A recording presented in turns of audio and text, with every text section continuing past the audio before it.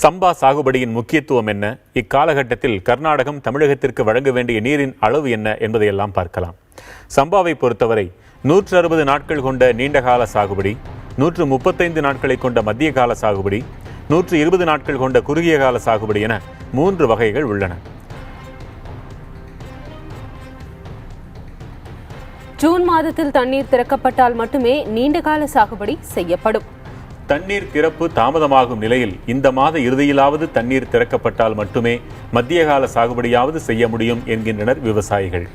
கர்நாடகா தமிழகத்திற்கு அளிக்க வேண்டிய நீர் என பார்த்தால் ஜூன் மாதத்தில் 10 TMCயும், ஜூலை மாதத்தில் 34 TMCயும், ஆகஸ்ட் மாதத்தில் 50 TMCயும் என மொத்தம் 94 TMC தண்ணீர் கொடுக்க வேண்டும் என்பதே நடுவர் மன்றத்தின் தீர்ப்பு. ஆனால் ஜூன் மாதத்திலிருந்து தற்போது வரை கர்நாடக அரசு சுமார் 15 TMC தண்ணீரை மட்டும்தான் கொடுத்துள்ளது.